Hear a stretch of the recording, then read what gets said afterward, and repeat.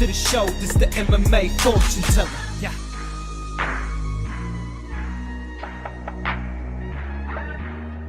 The MMA fortune teller. The teller. What is up, you guys? Want to hit you with a quick recap of UFC 277.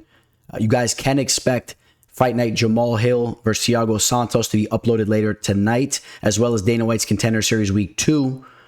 Do expect those by the end of the night, but I want to get this up here to you guys earlier in the day. UFC 277, it was another profitable night for the teller. We hit 3 of our 4 targeted plays. Of course, it was a giant night for Amanda Nunes and her legacy as she gets major redemption against Julianna Pena. Let's recap the whole card here. Orion Cosi takes out Blood Diamond, takes 2 of 3 rounds handedly. Blood Diamond did have some success in the second round, but Cosi's wrestling was way too much for Blood Diamond. This was a targeted play of the teller. We were kicking the card off with action right from the jump. I felt very confident with this play based on the fact that I know Cosi and his brother have been wrestling since they were very young. They have that background. Blood Diamond is a kickboxer that, in my opinion, got into the UFC a little prematurely based on the fact of his relationship with Adesanya and the team over there. He has not shown to me that his grappling skills are up to par to be battling with the welterweights in the UFC. So I know Cosi is not necessarily the most polished fighter, but I was definitely willing to throw a wager on him in this position here. Grabbed them at minus 175, threw 3 units at it, and it was a great way to kick the card off. Like I said, there was a little bit of turbulence in the second round. Cosi seemed to be a little bit too willing to engage in the feet at times. Seemed like he was moving a little bit slowly, but at the end of the day, he dug deep in the third round, ripped that takedown, and handled business there. So I was happy with the performance of Cosi. I thought he did more than enough to come through for me there, so I like that there. In the next fight, we had Nikolai Mariano taking on Ihor Pateria. You guys know I did pick Nega Mariano to win this fight. No action for me here. He was an underdog, in fact, when we made the video, when we recorded last week, early in the week. A lot of money came in on him. I don't know if it was based on some of the points that I was bringing to the table, and maybe some of you other guys out there were bringing it up too. But I know I was very concerned with the fact that Pateria has been going through a lot outside the octagon. And from my research, I knew that he was not having a stable training situation over the last year. So although I was impressed with him on Dana White's Contender Series, I know he hasn't been training consistently over the past year with him being fighting out of Ukraine and dealing with some stuff that he's been dealing with. I know that he trains at an American Top Team and he still has a lot of room for growth. But if you also looked at his record, it was a little bit padded, and a guy like Nega Mariano has been looking polished on the feet. He's been very active inside the octagon. He has the wrestling base. I was on him to win that fight. In retrospect, maybe I should have threw a 1 unit at that play, but I didn't. Jocelyn Edwards takes out Ji Young Kim. This was a close fight. Another split decision victory for Edwards. Who did you guys have winning this fight? Comment below. I thought it was a close fight. Curious what you guys thought. For the most part, I just know a lot of you guys were going crazy about the donkey that Edwards possesses in the cage, and a lot of you guys are recommending she puts out an OnlyFans. All right, Michael Morales takes out Adam Fuguet. Adam, forget about it. Actually did start off this fight promising. I'll let you guys know right now, I did have Michael Morales involved in a 2-team parlay. Grabbed it early in the week. Although he did start off pretty slow, at the end of the day, he gets to finish there in the third round and just overwhelmed Adam. But I thought that Adam put out a good showing of himself. And, in retrospect, maybe that line was a little off. I'll get to the 2-team parlay I put together once we get to the other leg. But it cashed for me, and I've been having great success with those 2-team parlays. I've been having amazing success with them. So I stick to doing that periodically, as you guys know. Jakar Close takes out Rafa Garcia. This was a close fight as well. It does say unanimous decision here, but excuse me here. I kind of lost my voice over the weekend. For those of you guys that follow me on IG, you guys saw I was out and about. Had a wild weekend, but I think they might have made a mistake here, but I think it did say split decision. Maybe I'm wrong on that, actually. No, it was unanimous. Excuse me there. But I thought the fight did play out closely. Garcia had some success at times in this fight, and I don't know. You guys tell me if I'm incorrect about that, but I thought they did announce that this was a split decision on the telecast. That might have been an error there, but I know the fight did play out closely, and at the end of the day, close. wins a close one. All right, Hamdi Abdullah takes out Talmez. Now, this was a split decision victory for Hamdi. This was a fight that was very entertaining. What did we talk about in regards to this fight here? And we'll slide over. Hamdi, we talked about the fact that he doesn't have a long track record for us to break down. He had a couple amateur fights, a very short-lived pro career up until this point, but he's been going in there and steamrolling his opposition. And his opposition, they were very low level for the most part, so it was really hard to gauge him. We know about the Olympic credentials in the wrestling department that he possesses. We heard a little bit about that, but we also saw him taken down at one of his fights early in his pro career on the MMA side of things. I was very impressed with him here. You guys know I did slightly edge Talmez, but I said that the value more so was on Hamdi. I thought that this was a fight that was very much up in the air. The things that I liked about Mays is he had a little bit of the size advantage, and I know that he's been really cracking down over at Jackson Wink, but it still wasn't enough. You got a guy in Hamdi Abdullah that, although he's newer to the MMA game, he's been involved in martial arts in general from an earlier point in his life, and you saw it in there. And he's a bully. He's a bull. He's a bully. He's all that. And I was actually pretty impressed with his performance, and I'm excited to see him battle inside the heavyweight division moving forward. Drew Dober. How about that? Drew Dober loses the first round, but then slams on the gas pedal, was very aggressive on the feet, pushing Rafael Alves up against the cage. I thought that he looked very good in that fight. I thought it was a great performance by Dober, where he eventually cracked the body, got the finish there in the third round.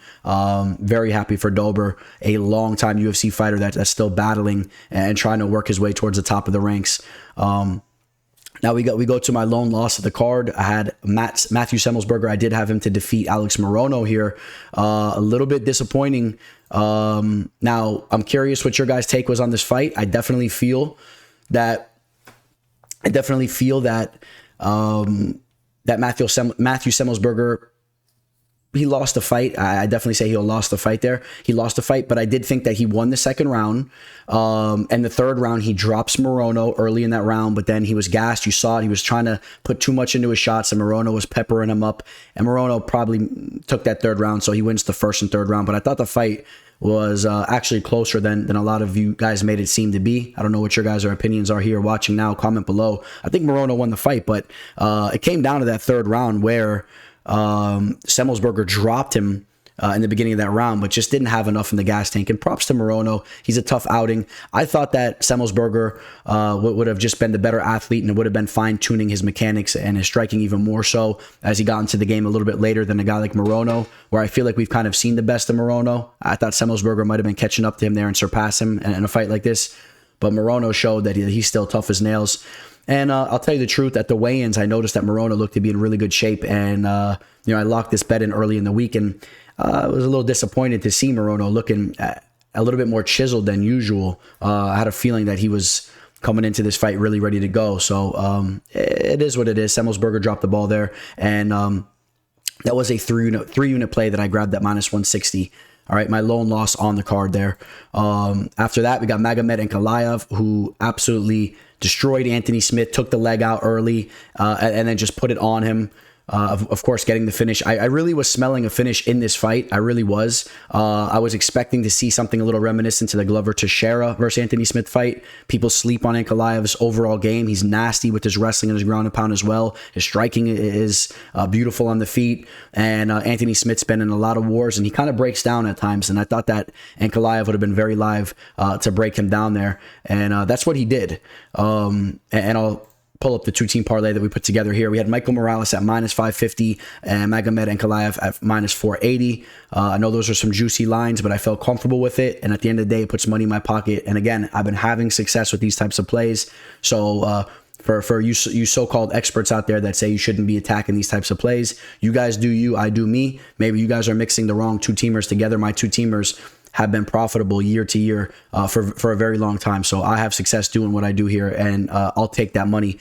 Grab that 4-unit play at minus 234, and I was happy with it. And you guys know that I feel that Magomed Ankalaev will be the future light heavyweight champion. I really do believe that. I think he takes out Yuri Pajaka. That's my opinion there. So Prohaska. Let me get that right, because I know sometimes I'm just on the mic spitting hot fire. And I know some of you guys don't like my pronunciation of Davison Figueroa. So let me try it one time for you guys. Davison Figueroa. I don't know. Is that any good? But you guys know when I get on the mic, I like to just flow. So let my accent come out on these guys' names a little differently at times. But we go to the next fight. Alexandria Pantoja takes out Alex Perez. What an amazing showing for Pantoja. He immediately steps to the top of the division. He's next in line for a title shot. Of course, we have Moreno and Figueroa set to face off in the near future, but I think Pantoja is right there behind them. What a performance. And then we get to the final play of the card for me, one that I really enjoyed watching, Cash, which I'm going to get to in a second of why that's so. First and foremost, it's always great to bring the money in. That feels good. Let me grab that real quick. We had the Sergey Pavlovich play. We grabbed that at -110 at Pick'em. We threw 2 units on that.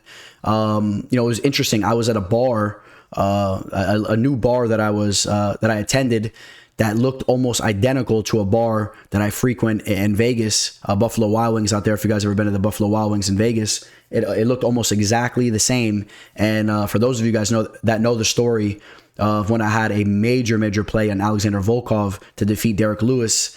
Obviously, Lewis had one of the most amazing comebacks of all time, and it cost me a lot of money. It was great to actually put some money in my pocket in almost the same similar looking bar that reminded me of the bar in Vegas that I was at when Lewis absolutely broke my heart, and it was nice to put some money back in my pocket here.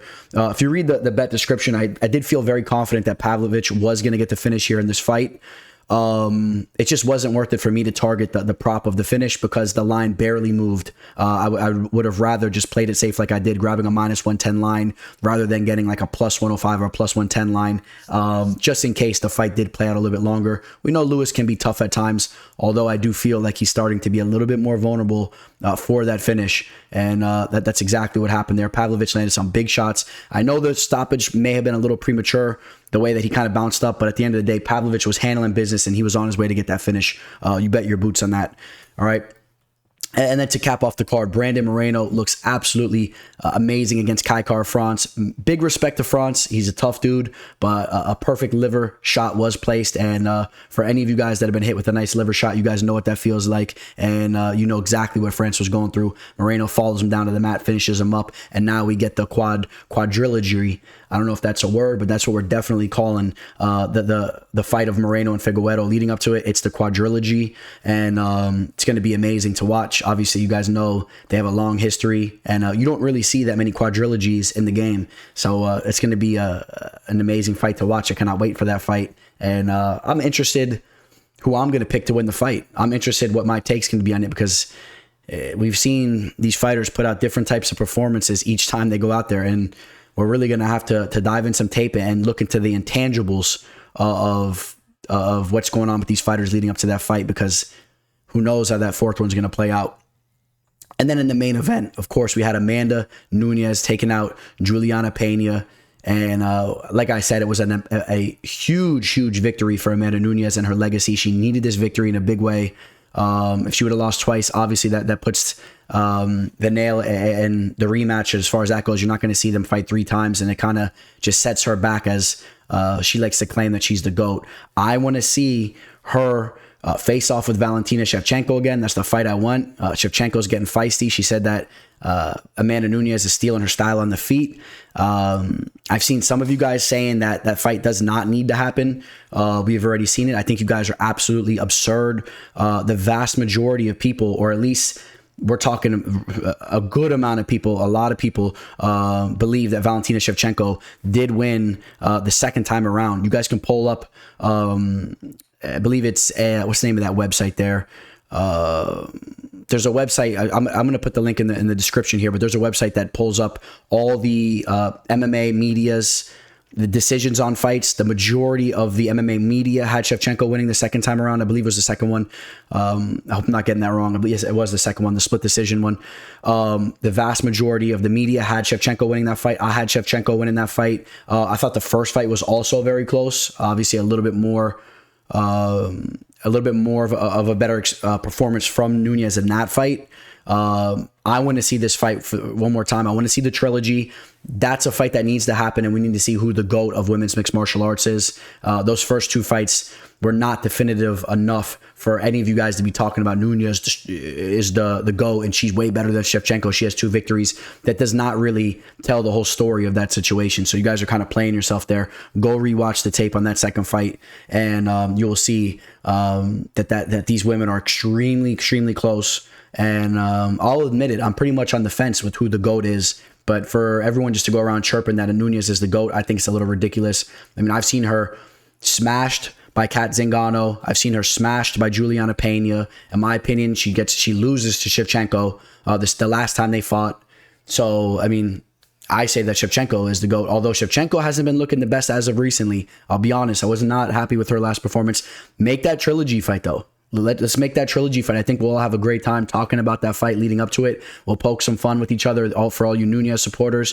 We'll have a great time with it, and it'll be a fight that we're excited to see. And you tell me a better fight right now in women's mixed martial arts than seeing the 2 greatest women mixed martial artists, just duking it out one more time. You tell me what's a better situation than that as far as WMMA goes. So for any of you guys that's saying you don't want to see that fight happen, I think that's because you guys are big Nunes fans and you guys are scared and you don't want to see her lose that GOAT status. That's really what it is. You guys feel like you want to snag those 2 victories when you guys know damn well that second one, she didn't really take that fight. But let's get that trilogy going, and let's get the banter going, and let's have some fun with it. All right. But in the meantime, big shout out to Nunes for going out there and looking absolutely amazing and dominating Julianna Pena in devastating fashion there. All right. So big shout out to her there. Another profitable night. We almost profit roughly 3.5 units on the card, which I'm very happy with.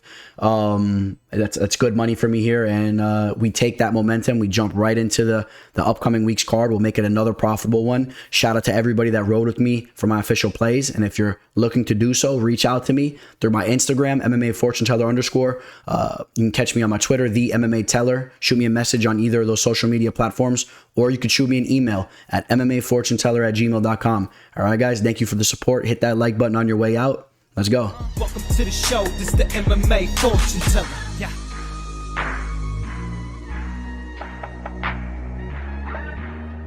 The MMA Fortune Teller. The teller.